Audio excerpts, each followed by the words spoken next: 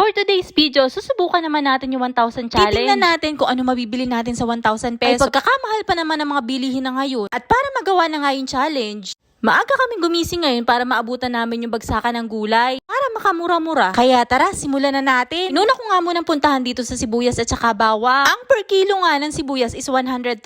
Tapos ang bawang naman is 125. Pili nga lamang ako dyan ng kalahating kilong sibuyas at 4 na buong bawang. Sunod kong pinuntahan na itong talong na puti. 40 pesos per kilo ang talong na puti. Sunod naman bumili ako ng 1 kilong okra for 60 pesos. Bumili din ako ng pechay. 60 pesos nga rin daw ang kilo nito. Dinadamihan ko talaga ang mga gulay kapag namimili ako kasi gusto ko ang gulay. Tapos tuyo or isda lang. Ox na talaga ako. Tapos yan, wala na akong maisip na gulay na bilhin. Kaya nag-ikot-ikot na muna kami. Nagtingin-tingin kung ano pa bang pwedeng gulay na mabili. Nakita ko nga ring talong na maliliit. Sarap kasing ilabon ito tapos sausaw sa bagoong na may sili at kalamansi. Kaya bumili na rin ako ng kalahati. For only 20 pesos. Naman may nadaanan kami na sinturis. At nag-request ang asawa ko na bumili nga daw ako kahit 1 kilo. At gusto niya nga daw ng maasim. Pumili na nga ako at bumili na nga rin ako ng 1 kilo.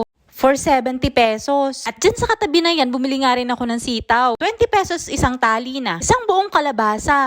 2 kilos for 120 pesos. Dahil kompleto na yung gulay ko, bibili naman ako ngayon ng tuyo. Kami lagi sa Tita Joy bumibili ng tuyo. Kasi masarap yung tuyo niya dito. Hindi rin Makate. 300 per kilo nga daw yung binibili namin. Kaya bumili lang ako ng kalahati for only 150 pesos. Ay nakita nga ako ditong tigdo 200 pesos nga lang daw per kilo. Kaya lang baka hindi ko daw magustuhan. Kasi yun daw ay tinuyong tambay. Matinig daw yung kesa dun sa tunsoy. Kaya yun na nga lang ang binili ko. Yung dati na lang namin binibili. Tapos bumili naman ako ng pinakamayamang isda. Yung Don Pilas, 1 kilo nga lamang for 80 pesos. Bumili nga rin ako ng bangus dyan. 1 kilo for 160 pesos. At galunggong na malunay for 300 pesos. So itong galunggong na malunay, hindi ito kasama dun sa 1,000 peso challenge. Kasi mama nagpabili nito. Papalapukin daw nila at napakasarap na rin. Hindi ko na nga rin napakita sa video pero bumili rin ako ng mga kakanin. Sapin-sapin at kalamay for only 70 pesos. Plus parking 20 pesos. Matapos nga niyan, umuwi na rin kami. At ito na nga yung mga pinamili ko. Talong 20 pesos. Turis 70 pesos. Bawang at sibuyas 74 pesos. Talong na puti 40 pesos.